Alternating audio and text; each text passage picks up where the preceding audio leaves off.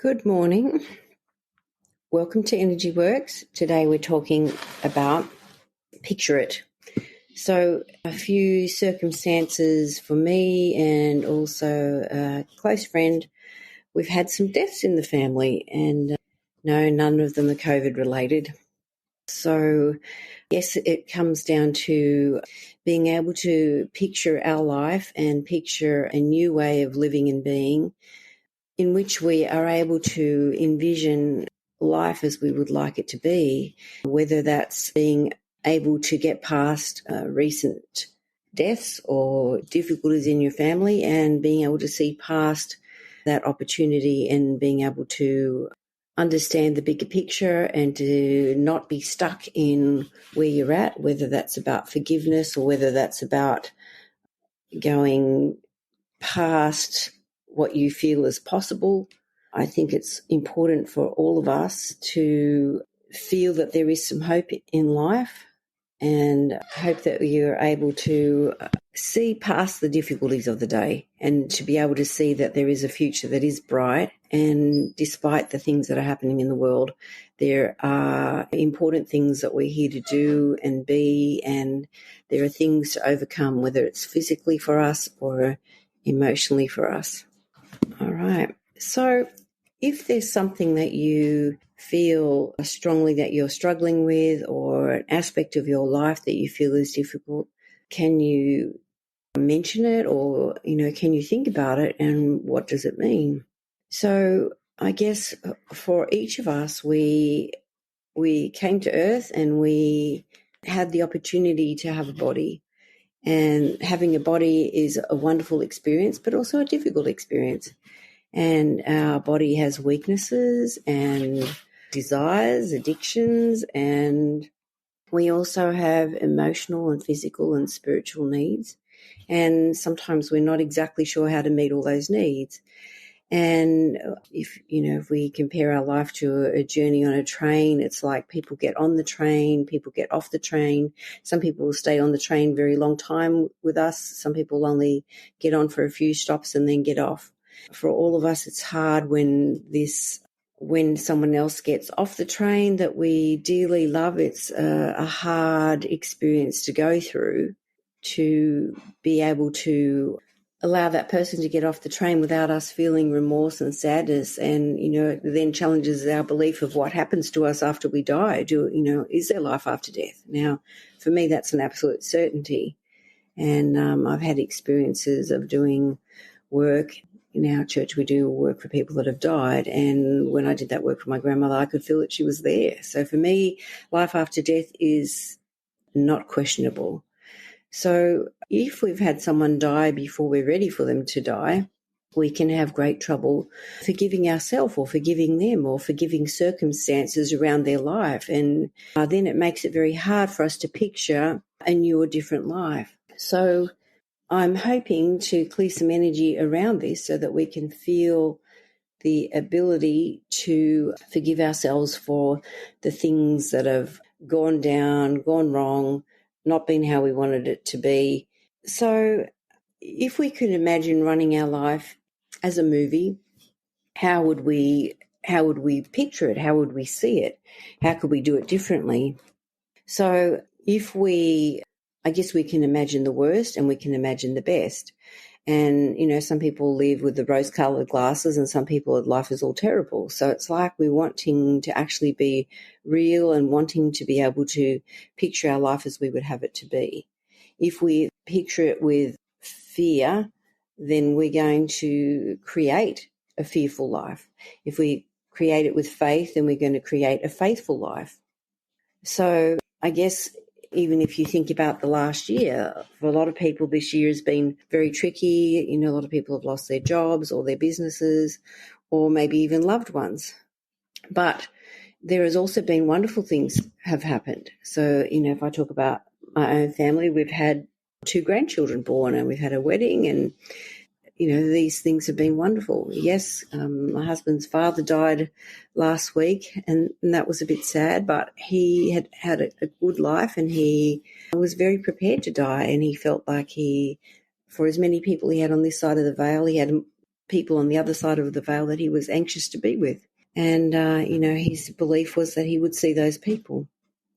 There are, many books written about near-death experiences and about how when they had these experiences that they were able to meet loved ones or have a life rehearsal or have different aspects of their life gone over, and then they had the opportunity to come back. And all the people that have had those sort of experiences are changed. They, they understand that love is important and how we treat other people is very important.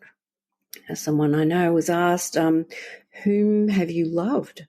And so, is this life about who we've shown love to? Is it about how we interact with other people, how we are, showing who we really are by how we interact with others? All right, so let's begin with our throat chakra. All right, so the first thing comes up is I spend my money wisely, and maybe this is about our resources, and maybe it's not just about money. Maybe it's about how we spend our time or how we spend any of our resources. All right, so this is a generational component here, dad's side, dad's mum, and the women. All right, also time of birth, our dad's feeling, and dad's dad, and the men. And for some people, having children is an amazing experience. They can't wait for the child to be born, and they love that child, and they are, trying to make the best life possible for that child. And there are some people that their existence was a surprise and perhaps not ideal. And, their very existence has been a challenge to their parents or, their family circumstances. And yet we know every child brings love and acceptance and helps us to be the best people that we can be. All right, let's go into the sixth chakra. All right, I'm safe to share my intuition. My thoughts are getting more positive every day. All right, we're going to go into the eighth chakra, which is down into the ground. And this is about centeredness and connectedness. All right, holding value in our possessions and status. All right, my actions impact on other living things. I think about my friend Lisa Tricase. She does amazing work with cats. She traps wild cats and has them desexed and brought back to health and then released so that they can, or rehomed really more, so that they can actually have a good life. And so she cares about animals and makes a difference with animals. And, she may be criticized for that, and she has a lot of work to do and a lot of cats. So, she's making a difference with animals. And I think every living creature, has a spirit and is here for a purpose. And so I think especially our pets are there to help us get through the difficult times and for someone to hug. So let's go back into the heart chakra. All right, what's coming up here is I can't survive on my own. And also what's coming up here is I have to be sad if someone else is sad. So I guess it's about holding space for people too. When someone dies or when someone's had a difficult experience, I guess it's about allowing that person to express their emotions. And we can cry with them and have empathy with them, but also we can be the voice of reason sometimes to say that this is not the sum of your life and things can be different. All right, I create loving, successful relationships. And let's say I forgive all those who failed to be what I needed them to be. All right, we're going to go back into the sixth chakra now. All right, so we're back to this. I'm safe to share my intuition. What is your intuition telling you? All right, so now we're going to go into the aura. And we can get old rubbish trapped in layers of the aura. So the fourth layer, which is about our interactions and our relationships and our bonds. Stagnant accumulation of energy in the aura. All right, so there's about 60 releases there of emotions. So old stuff that's trapped in there. Okay. All righty. So we're going to jump up into the 10th chakra. All right, and what comes up, which comes up a lot, is in the 10th chakra, which is the solar star chakra, and it's located about 2.5 to 3 meters above our head. And always striving is what comes up. And there's nothing wrong with striving, but there is a problem when we never feel that we can accept the good that we've done, or we can't accept that our offering is enough and that we are a work in progress. Is there anyone you'd like to dedicate to, or is there any parts of your body that are complaining? In my mind, I'm also dedicating this to my friend Kim and anyone else that you would like to send it to, people that have lost loved ones, people that are struggling with difficult situations at the moment. Things that have changed in life that we weren't quite ready for the change. All right, so I'm grateful for my senses through which I experience my journey. And often the pains and the aches that we have are about parts of our body that are talking to us. All right, so Catherine's mentioned she's had terrible pain for 4 weeks. Okay, where is your pain? Fear of the unknown future. Yeah, that's very true, isn't it? We don't know what the future holds. And even in these difficult times, there are great experiences and things that happen. And I guess for us, it's important to, there's learning in all of these circumstances. And I guess we have to believe that the future is safe. And whatever happens in the future, we're all agreed to come to Earth at this time and to be part of the fight for good and to be on the good team and to be people that were strong and resilient to be here at this particular time. All right, we're back in the aura. So sometimes we can have other people latch onto our energy field, and so it's like they're wanting to take our energy in an unhealthy way. Like we all need to be connected to the source, and people sometimes are lazy, and instead of getting the energy from the source, they want to just latch onto us and take our energy rather than claiming their energy from the sources we all need to. All right, so it's like hooks or weapons where people are latching onto us, so we're just going to release that. All right, so part of our energy field is called the Celtic Weave, and that's damaged in that area of your back, Catherine. Okay, so something stuck in our mind. All right, so prosperity sits well with me. And sometimes we think about prosperity being about money, which it can be, but prosperity also can be about health. It can be about feeling emotionally free or financially free or mind space free. Sometimes our mind is so occupied in fear and difficulty that we can't be present with the people that we are with now and enjoy the good things that are happening to us now. I trust that the future is safe. And I guess even though we feel fear, we still can have the opportunity to do good and show love to those around us and, let the people around us know that we have their back, that we do love people and care for them regardless of their status, health, shape, size, money situation. Yeah. All right. All right, so now we're going to go into the stomach meridian. All right, so Catherine says, I think I've been carrying Christy on my back. Yeah. And, you agreed to come on this life journey together and support each other. But I guess we want to enable our children to be strong and healthy. As mothers, we often want to take the pain away or take the problem away. And there's nothing wrong with helping and supporting, but we don't want to disable. So let's go into the stomach meridian. All right, so whenever the stomach meridian's involved, often anxiety is part of the picture. Many people don't even realize that they're anxious. If you talk to them about always ticking boxes in their head, then they have to make sure that the boxes are ticked and they can't relax until they know that that's what's happening. So I don't know if you've ever looked at stomach meridian, but stomach meridian starts underneath the center of your eye and runs on your face, the front of your neck, over your breasts, over your ovaries, if you have ovaries, down the front of your leg, all the way down to your middle toe. And we can get pain along that meridian anywhere. And what can be involved here is mothering, mothering ourselves and mothering our children. And the oil vetiver comes up here. And I think vetiver is about, going through the dark stuff to be okay with what's currently happening.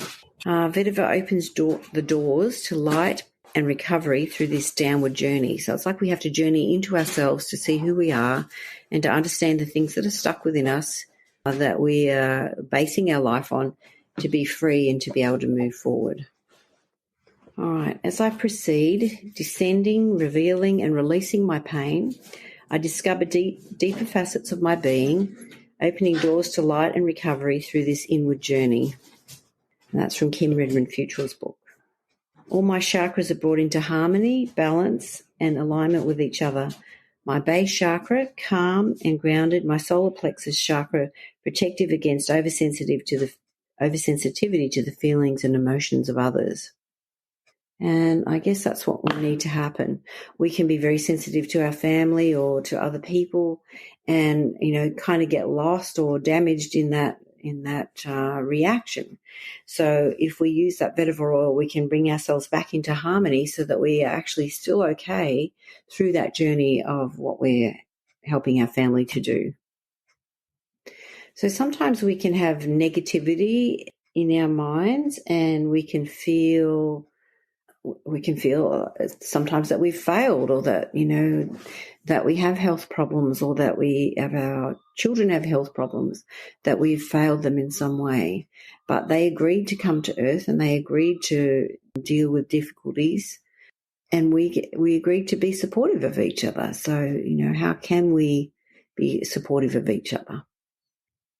So when we have negativity in our minds or, we have a lot of negative self-talk, sometimes we have the influence of an entity or, we could call it an evil spirit. And it's like it speaks terribly to us and we think that that's us. So it's like learning to tune ourselves back into the light, learning to lift our vibration, whether we use prayer, meditation, fasting, connection to nature, exercise, eating whole foods that are of high vibration so that we eat things that make our vibration be higher, using oils that lift your vibration. One of the highest vibration oils is rose oil and it represents the love of the divine. So it's like we need to use whatever it takes to help us lift our vibration. And know that you are here for a purpose. Know that you have great importance being here, that you are, no matter how the circumstances of your birth are, you were timed perfectly to when you came, no matter what your family thinks. You are there for a reason and there is no mistake. You are not a mistake. Anything that's happened in your life is not a mistake. All right, so part of our grid is we have a base grid that all our chakras sit in, and so if we've had a shocking experience, whether it's physically traumatic or emotionally traumatic, the grid can become damaged and it just like splits and doesn't hold all the chakras properly. So when was that experience for you? How old were you? What has happened then? Let's go back to that 10th chakra. I love all parts of my personality. Again, weapons in our energy field are coming up. So sometimes people can put a knife in our back or we can feel that we've been pierced or it's like we've had bricks thrown at us or, that we feel crushed. So it's like understanding that when people attack us energetically, it's because they have a poor understanding and it's up to us to have good boundaries to resist other people's attack upon us and to understand when people attack us or to have done the wrong thing, that they are suffering themselves and they have no better tool than to attack other people rather than address the things that are bothering them. All right, so we have radiant circuits and the triple warmer meridian. So the radiant circuits are like the inner mum. They take care of whatever system is down at that time, and just like a mum could be the taxi driver or the therapist or the seamstress or the cook or the first aid person. We have circuits within our body that when things break down, that these radiant circuits repair and replenish and, help our body run better. And probably the person to refer to in these situations would be Donna Eden. She teaches a lot of things around this. She's probably the mother of energy medicine, and she has different courses that you can do. So understanding that we have these other systems within our energy system that help our body to cope. And so often when we have issues with our radiant circuits, it's like we have mother issues. So, all right, my children, forgive me for my past mistakes. I live within my healthy limits. So if we're blowing systems in our body or our mind or energy field, we're living life past our limits. So are we giving out too much energy to other people? Are we attacking ourselves? Are we failing to nourish ourselves physically, emotionally, and spiritually? So our call today is called Picture It. So I'd like you to picture your body as you would have it to be. Picture your life, your finances, your prosperity, your future. There's possibility in all situations. I remember seeing a company that did some sort of, I'm not exactly sure, I can't remember exactly, but they did things for other companies. And as soon as the pandemic hit, they changed to making an indoor office furniture for all the people that had to suddenly work at home. So it's like being flexible to change how we live our life so that we can adapt to the situations that are currently being presented to us. So what is being presented to you that you're struggling with? And is it in your body? Is it in your mind? Or is it in your energy field? So every experience that we have is for our good. And even the most difficult experiences that we have are for our good. So now we're going into the Crown Chakra. And it involves our brain. So like the emotions and the memory centers are being involved here. Depression comes up here. How do we know if there's a problem in our energy field? So often things don't feel right, and they actually start in our energy field. And by the time they get into our body, it's been in the energy field for a while. So when things don't sit well, when we don't feel like we're running at our best, we know that there's a problem. And mostly when we clear energy, we can work in the body, the mind, or the energy field. But for the most part, things come up in the energy field. And also what's coming up here is Alzheimer's. Is our memory and our brain not functioning in the best way that it could be? I've been listening to a book online called Breath. TJ's mentioning like electromagnetic frequencies or other people or others' energy around us. Yes, we can definitely react to electromagnetic frequencies and radiation, and we can react to other people's energy. Also, our experiences in life can cause damage to us, and sometimes other people, we were talking about weapons or hooks or part of our aura. So I guess the aura is an outer protection layer, and it is kind of the warning, so we can get a sense of other people's energy when they're around us. And some people's energy feel beautiful and some people's energy feels yucky.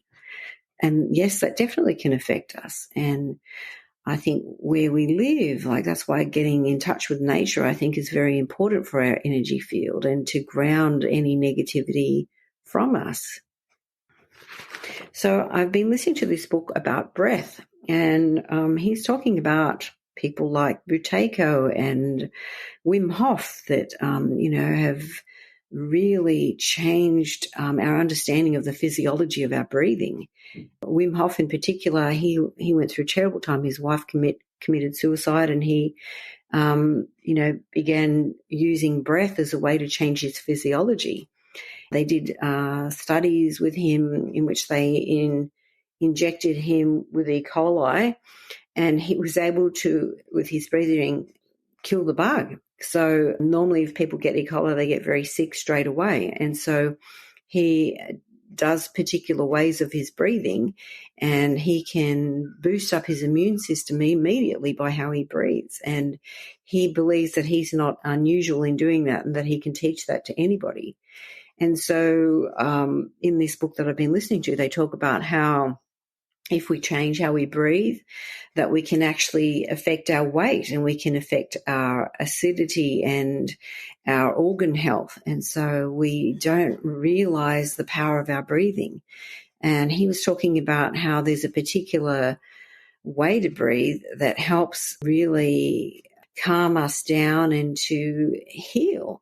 And he was talking about doing 5.5 breath cycles per minute. So it's like, slowing down our breathing quite significantly, and even to breathe out more than we breathe in, because as we breathe out and lower our oxygen content, it's like we need our carbon dioxide to be a bit higher, because that allows then our body to make better use of the oxygen.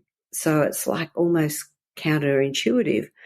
People that have asthma or other breathing difficulties are almost suffocating because they have too much oxygen. And so they found that people that breathe too much and their oxygen levels are too high actually cause bigger problems. So it's almost like we need to breathe in and breathe out a lot longer and slower, and almost get to the point of oxygen deprivation, because then the body then is able to actually absorb more oxygen. So I'm probably not the best person for that, but I would suggest that you listen to that book called Breath, and, that we need to focus on breathing differently to help change our physiology. So, this is an important thing for all of us. We all have to breathe, and if we can breathe in a way to help us to be stronger and healthier, I think that would be amazing. So I guess if we have to picture ourselves in health and how that would feel, how would our body feel? How would we walk? How would we talk? How would we breathe? How would we live our lives? How would our organs function? How would we, all of our digestive system work? So being able to see that is very important. All right, so some generational stuff here. Dad's side of the family and the women. All right, age 4, and some emotions stuck in our body from age 4. So what's coming up is worried or bothered by lack of communication with others. So if we say I'm okay when others communicate with me, that's strong, and I'm okay when others fail to communicate with me, that's weak. Our immune system is able to be helped by how we breathe and, by how we eat and drink water and exercise and be spiritually strong. So, we need to do everything in our power to take care of ourselves and our families by being the best that we can be and not allowing the outside world to change who we are. It's almost like we have to shine who we are and radiate light and love and peace and happiness, so that we each make a difference, and collectively we can shine more light and love to make up for the negativity that is in the world. And we can, we don't have to worry about the whole world. We just have to worry about our small circle and being who we are and picturing a different life, picturing a different body, picturing how we're going to be, and being grateful for the body that we have with whatever problems that it's presenting to us, because these are the things that we need to address. All right, age 5, feeling dominated by a parent. So, who are we scared of? So if I say I release my fears, that's like, no, why are we hanging on to our fears? Generational again, from our mum's side of the family. And the women. And, for some people, fear becomes so overpowering that it affects our health, our mental health, our physical health, our spiritual health. So it's like we having to reconnect to the Savior or to God, universe, however you see it. But we need that divine connection to know that we have purpose, that we're here on earth for a reason. There's not a mistake. We're not a waste of space or time. We actually have purpose. Also generational from our dad's side, but the women on that side of the family. All right, so let's just checking in with everyone. How are we doing? Just by way of announcement, we'll be doing 3 Thursdays in a row, Energy Works, starting on the 28th of January. So if you're wanting to do have an in-person experience, it'll be those Thursdays. And we're doing an online course starting on, I think it's the 19th, Wednesday the 19th at 7 p.m. for 6 weeks. So if you're interested in any of those, please contact me. Yeah, you're more than welcome to be in those courses. It's a great tool to learn how to clear energy so that you can understand what's yours and what's generational, or what is someone else's stuff. When someone's having a go at you, is it about you or is it about them and their previous experiences, and you're representing someone else to them? All righty. Well, thank you to those that jumped on the call. Of course, I didn't give you much notice, but grateful for your participation and your support. And, if I can help you, I would love to help you. I think we all need to be supportive of each other and to understand that we're here to support each other and that we do make a difference. And we are the little lights in the community and that we need to shine. Okay. All right. Thank you. See you.